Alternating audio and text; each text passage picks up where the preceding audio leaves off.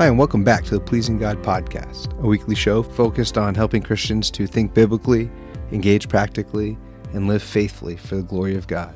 I'm your host, Jonathan Soul, and I'm joined again with my lovely wife, Katelyn. Hello. Hey, we're going to have a conversation. Sure. All right. Is this an installment on imperfect marriage? Yeah, I think so. Okay. What do you want to talk about? I think today we're going to talk about marriage within ministry. Marrying the ministry? No, not marrying the ministry. Married in ministry. Married in ministry. That's very different. It's, yeah. Some people marry the ministry. Mm-hmm. Some people divorce their wives without divorcing their wives and marry the ministry. Mm-hmm. And it's a shame. And the wife becomes second fiddle to all the demands of the people. And she is shamed if she feels like she comes in the way, if the marriage relationship gets in the way of the ministry. Mm-hmm. And so she needs to do a good job of freeing her husband up so that he's always available for whatever the demands of ministry are. That's a bad model. Yeah, and we're gonna talk about how we've kind of safeguarded from that. Yes, so don't do that. And establish that early on. So, yeah, we could talk a little bit about our history. And, I mean, if it wasn't for ministry, we wouldn't have met. Yeah, I think that's the place we should start, in that I know in the past, in past podcasts, we've told our story and have mentioned this, but really our whole relationship started from us working together in ministry. We were both leading a Sunday school class for students, and so all we've ever really known is a relationship within serving together in ministry. Yeah, serving together. I mean, in almost every one of our ministries, we've been doing it together. Yeah. And even, as I am a pastor, you help to serve in your unique role, right? Women aren't pastors, but you serve in a unique role that in many ways comes alongside me and does enable me to do a lot of the things that I need to do in that pastoral role that I could not do without you. And that's certainly a support role there, but that's ministry as well, for sure. Started out in the Sunday school class and got to know one another just by serving together. And man, is that awesome. Yeah. It's just, you're loving Jesus together, but more than just individuals loving Jesus together, we're loving Jesus together and serving his church. And that just creates a bond. Yeah. I think that's so important. And yeah, our ministry led to marriage, but we didn't marry the ministry. No. So our original start was in that Sunday school class, and then it morphed into youth group. Then you kind of became what was your official title? Student ministry leader? Or it was not youth pastor. That's what it was. Correct. That was what you did in function, but that wasn't the title of it. So it starts out as youth intern. Yeah, youth intern was the start. Every one of the titles that I've ever had in this church are the ones that I've said, hey, shouldn't I be called this? Yeah. Every one of them, all the way. You know? That's true. So it was youth intern, then promoted to director of student ministries, then pastor of youth and families. Yeah. Oh, what was the other one? Which that just was part of the umbrella of what you were overseeing. But. Then associate pastor. And some people didn't understand associate assistant and whatever. And now officially pastor of leadership and education, which is leading and teaching, I guess. So at this point you were youth intern, right? When we took over or started youth group. Yes. Yeah. So What was that, 2014, 13? No, I had Marley. So 2014, 15.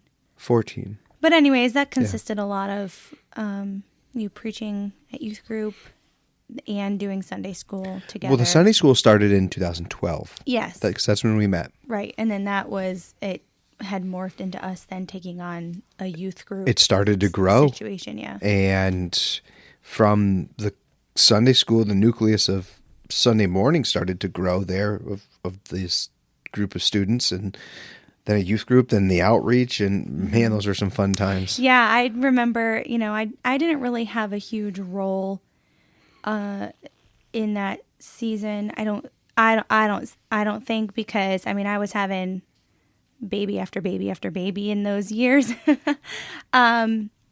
But I remember, going over to the church and putting down babies for naps while we were there for youth group. And you didn't just stay home with your kids and not do anything? No. Good. Maybe, no, I remember Marley being really small and bringing her to youth group, and then Harry, and then Oliver, and they kind of just what it was. We went to church and did youth group. But I remember, my sole focus was the children, but just being there as just a support to you, juggling kids' naps and all that kind of stuff. Yeah. And we had, a lot of support, family that would come at times and watch the kids in the house once they got a little older. Yes. Yep. I do remember that too. Yeah. Some family taking like Marley and Harry for the evenings that we could, and that was their service to us to be able to then go and serve the church in that way, which was really sweet. So when we talk about not marrying the ministry, there is on the other side of things, though, don't let the pendulum swing to the other side. And what we demonstrate to our children by what we do and modeling is that the local church matters and that ministry is important. And so when they were young and we're going out, we're not neglecting them, because a lot of times, and what we have done is we've brought them in and alongside of, but having children does not mean that's all of a sudden, I'm out of ministry. Yeah. I think it was helpful for us. We had an elder in our church who, at the time, who really was safeguarding us as a young family. A big priority of his was helping you have a good balance of work, ministry, and then family. And I think from the very start, we found a really good balance of that, where you weren't out multiple times a week and there was plenty of family time at home, but then we would go out and do youth group together. So I think there was a good balance of we served together, but we also had family time at home. And then there were times where you had to go out and do youth group for a while too. Yeah. In those early years, for sure, because ministry, student ministry, but all ministry is unpredictable, right? You can't predict the crisis, the emergency when it's a true emergency, and there has to be a willingness to hold time tightly, but also be willing to let it go. And there were times where I got that call and I had to go, or that crisis moment that I had to deal with, counseling that is unpredictable. And through it all, you never pressure and still do not pressure me to not do ministry. And for that, I absolutely am thankful, because I'm sure it could be a real challenge with, at home, the spouse is give me and mine. And why are you doing all this for, that would just be, but there's an understanding there. Well, I think for me, from the very start, I remember we went to Beavertail that one night when we were dating, and we had a real conversation of you saying, "Hey, I want to be in the ministry." This was while we were dating. I'm going to be in the ministry. This is the calling I feel God is leading me to. And I, after kind of thinking about it for a while, I was yeah, I'm in. This is This is what I want. This is what I want for my life. This is what I think God wants for me in being in relationship with you. Okay. So from that night, like 12, probably 12 years ago, maybe even longer, how's it going? How has these 12 years since you said, yeah, I'm all in? Any regrets? Yeah. So definitely has had its ups and downs. And quite honestly, there have definitely been times where I would be okay if we were not in the positions that we were in. It's hard. Ministry is hard, and it can be hard. I think, again, we've done a really good job at not letting it affect our relationship. But there have definitely been times where I'm thinking, is this worth it? This is hard. And people are hard. And these situations are hard. And this circumstance is really hard, and lots of hard. But then there's also lots and lots and lots of good. And we're not called to easy. And we're not called to, a straight, easy path. And So, if knowing what you know now, if you could talk to your younger self 12 years ago, what would you say concerning the ministry and marriage? buckle up.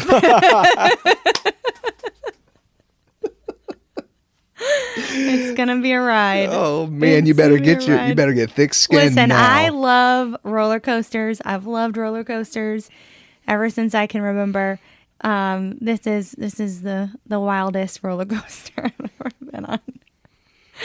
But I would say that our church has always been, especially since we've been raising a young family, and I do feel like our church has been very special in that they've allowed me to not feel overstretched in my ministry. I feel like there's been a lot of understanding in that she's kind of in the thick of things at home, raising littles and homeschooling. And so I do think our church family has been very gracious in that way and not expecting too much out of me personally in ministry. And that's helped quite a bit.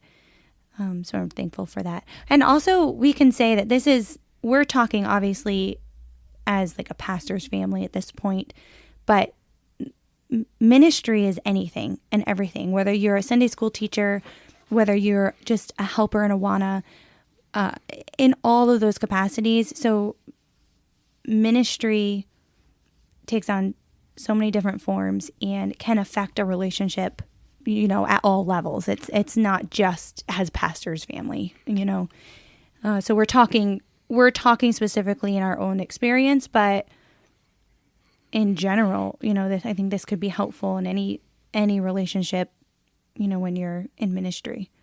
Yeah, I mean, there needs to be buy-in from husband and wife.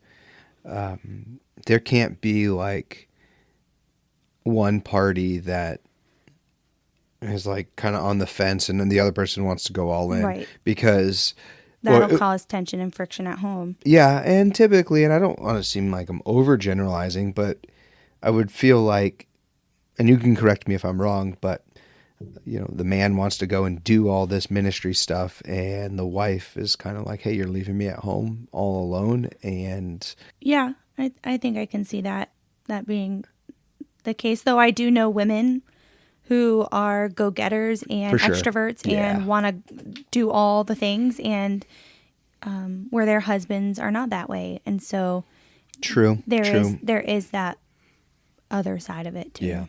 Yeah. I think of just when Paul talks to Timothy about, this is the qualifications of a man who's going to lead in the church. He has to be able to manage his own household well. Right. So if your marriage, if tension comes into your marriage because of different ideas of ministry involvement, you are getting really close to not meeting a qualification.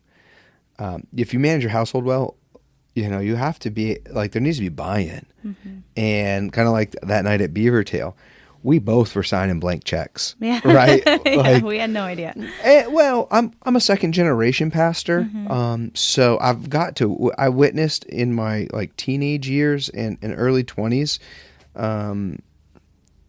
learning through observation, from my father, and then working alongside him throughout the years. But nonetheless, there is still a level of you're only going to understand it when you experience it. And it wasn't like we were like, hey, let's sign up for, this is, this booming church. And like, we've had to plow, and most of our stuff, it's in weird ways, it seemed like planting a church in a church. Yeah. I never have taken over one established ministry. The only ministries I've ever really been doing are the ones that I've been, by God's grace, with a team, creating and building. And so, I mean, even at the very beginning, we started that Sunday school class because there wasn't one. Right. It wasn't like a Sunday school teacher had retired and didn't have anything. Yeah. So, well, all right, Lord, let's walk into this. So, yeah, it's definitely I don't like roller coasters. We're on that Starship 3000 at the fair. Yeah. I still feel sick when I think about it. But yeah, it's been a ride of some ups and downs, great victories, and a lot of pain. Yeah. I think on my end too, I can think of some women who kind of have come alongside me in the times where I wasn't really able to be physically with you in ministries like youth group. There were women who would come alongside and family who would either take the children or come over and while you were at youth group, come and kind of help me around the house and just have company. And so I always thought that was really special too, that there were a couple women who were willing to do that for us as just a support of our family, which was sweet. Yeah, for sure. And I'm thankful for the godly men in my life that in kind of different areas were able to invest. And yeah, you were talking about something earlier that just kind of reminds me. I had to draw some hard lines pretty early on. And there was kind of a move of a flurry of busyness. And one pastor that has been meaningful to me throughout the years that I've listened to. I was listening to him early on, and he was talking about how he prioritized his days. And he said he would have his mornings were for God, his afternoons were for people, and his evenings were for family when, like, the kids were little. And he said, what does it profit me to gain the whole church but to lose my family? And that right there really stuck hard. And I thought about, okay, I could basically leave my children could become orphans, functional orphans, or a single parent home because dad is always taking care of all of these things. And I didn't want to miss bedtimes and bath times and letting little Marley, do my hair when she's a couple years old. And so I set aside and I towed the line. And I said, I will not be out 3 nights in a row on reoccurring functional ministries. I'm not going to be out Tuesday night, Wednesday night, Thursday night, in addition to Sunday night. Right. And I need to have some family dinners, and I need to just be dad to these children. And the ministry will be there, and I'm not going to neglect or be lazy. And I know if something comes up, I need to go, and fully supported by Kate, but the regular rhythm, I can't do that. Yeah. So finding out, okay, how can I still get in time with people and Saturday mornings with men, things like that, recognizing that those that are working during the week, they can't. So just being strategic in the management of time and prioritizing what is most important, because you will always make time for what's most important to you. And so those were some of the boundaries.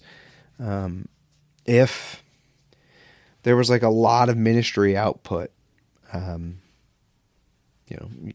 so in those early years of student ministry, go until 9:00 at night on a Thursday, I wouldn't be up and at it at 6 or 7 a.m. on Friday. I would, if I was gone all day Thursday, I would try to spend a little more time in the morning with family, and then go off to the office or something like that.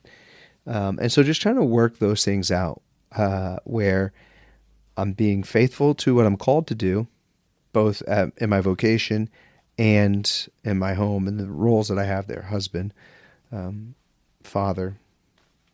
And so those are just kind of practical things that, I've tried to do throughout the years. Mm-hmm. So we've talked around it. We've talked about different prioritizing time, structuring days, safeguarding some family time. In the midst of ministry, which is unconventional in its timing, you get the question, how many hours a week do you work? It's a really hard question to answer. Yeah.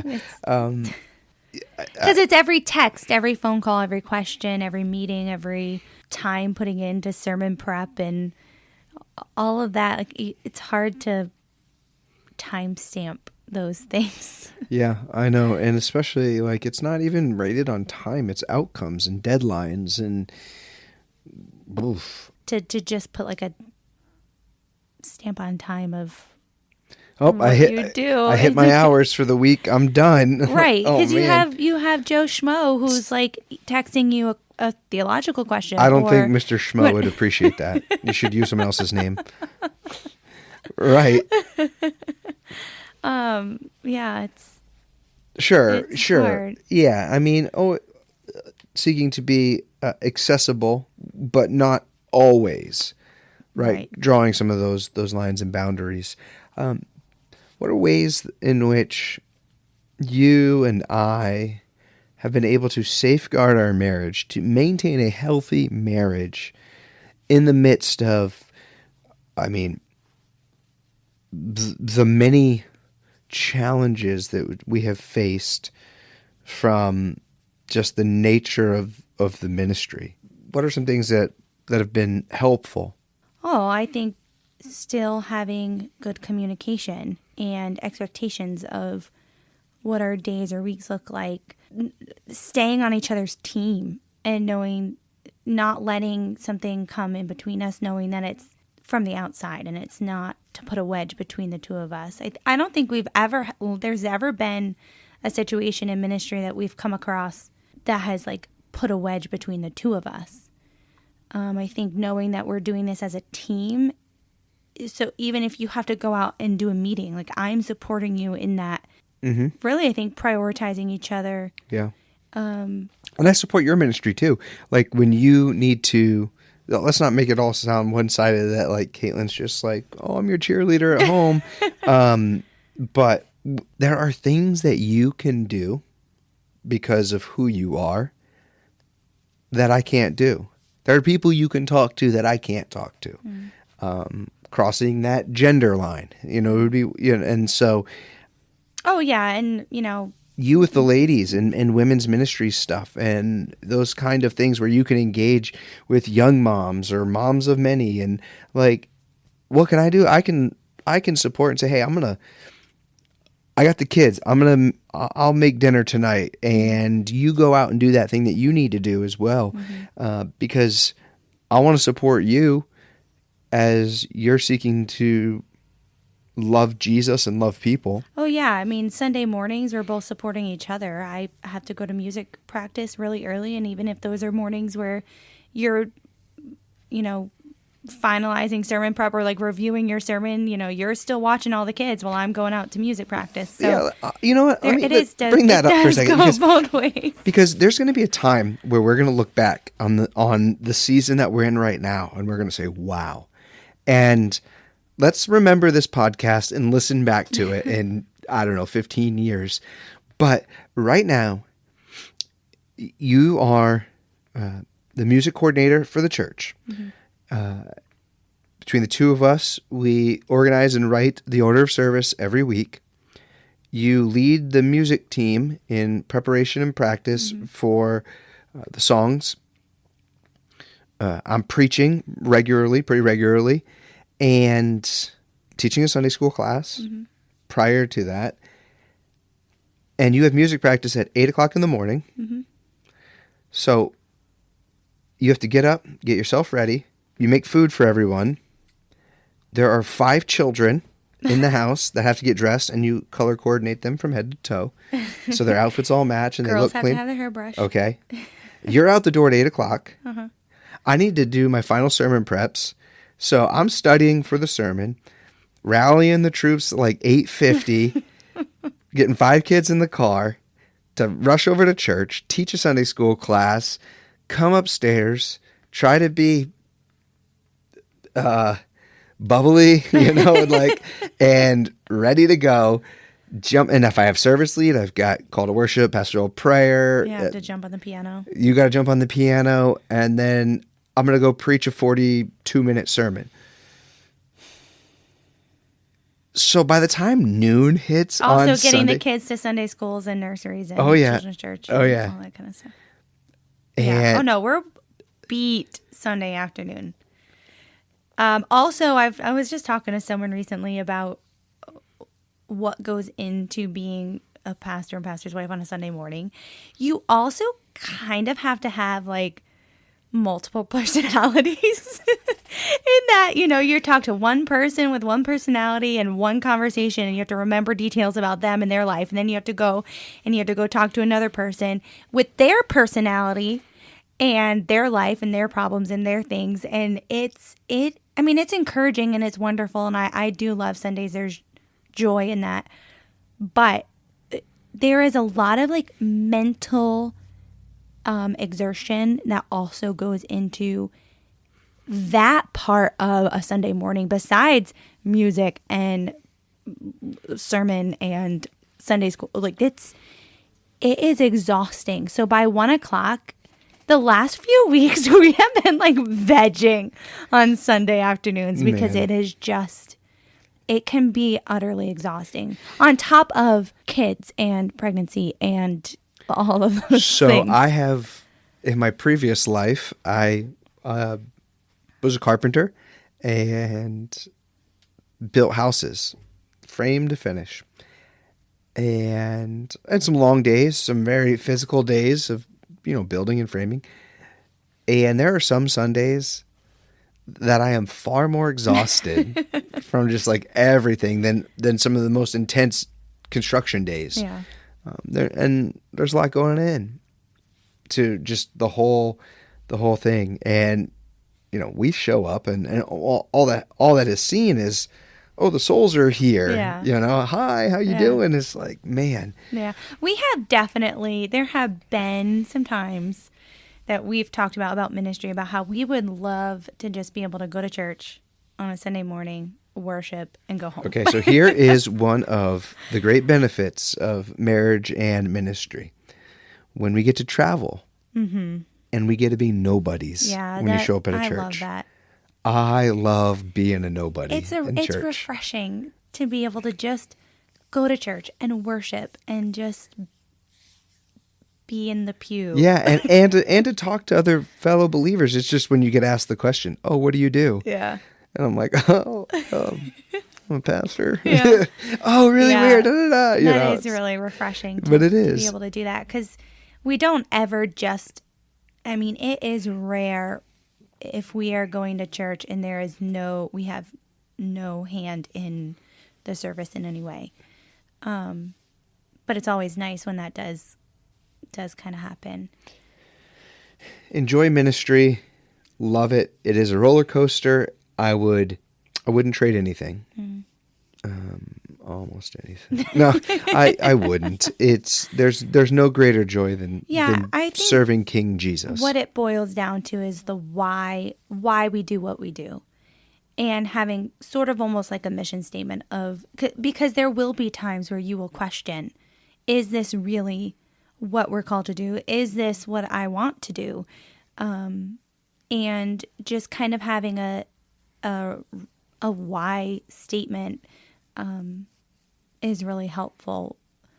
Yeah, you have to. Mm-hmm. You have to, because that's what's going to sustain you. It's not the people. It's not this is my job. Right. It's that I have been called by Jesus to spend and be spent for his church, to suffer for the sake of the gospel in whatever location. Because people come and people go. Yeah. Ministries change. DNAs of churches, cultures change. Churches change. And you need something that's far more rock solid than that. Yeah. I've been betrayed. I've been burned. I've been lied to. I've been slandered. I have been at the wrong end of many people's conversations, misrepresented, and treated, in very unkind ways by people that call themselves Christians. Mm-hmm. And that's a challenge. That you don't just, how many hours a week do you work? Oh, I can turn that off now because it's 5:00. But at the same time, for all those negatives, there's been great positives. I've seen lives changed. I've seen people come up and then go into the ministry. I've seen disciples making disciples. And so these things happen. Yeah. If there's not opposition, if you're not facing opposition, I wonder, are you really making a difference? Mm-hmm. And so throughout, our time, we faced those things, but the good far outweighs the negative. Mm-hmm. You do need a why. Mm-hmm. Why do I do the things that I do? And it has to be more than your own self-determination. But when talking about the ministry and marriage, we must safeguard it, talk often, share wins and losses, successes and failures, be open. Men in ministry confide and share, not all this stuff. There are things that, your wife doesn't need to know about. Mm-hmm. And that's, at the elder level of things at times. But share, find support. Your greatest teammate is your wife, is your spouse, and it needs to stay that way. But also, in seasons where ministry is very demanding, you need to be able to press the pause button. You need to be able to breathe. Because if not, you're just going to burnout. Mm-hmm. And burnout will wreck your marriage. So prioritize that too. You're not qualified if you can't manage your household well. So 12 years ago at Beavertail, mm-hmm. you said, I'm all in. Mm-hmm. We'll talk again in 12 more years. As of right now, still going well. Keep crushing it, Kate. Any other thoughts? Mm-mm. Great. I have a meeting. Okay. Well, there you go. All right. I want to thank you for listening to the Pleasing God podcast. If you have any questions, I would love to hear from you. You could reach out at questions@pleasinggodpodcast.org. And remember, 1 Thessalonians 4:3, this is the will of God, your sanctification.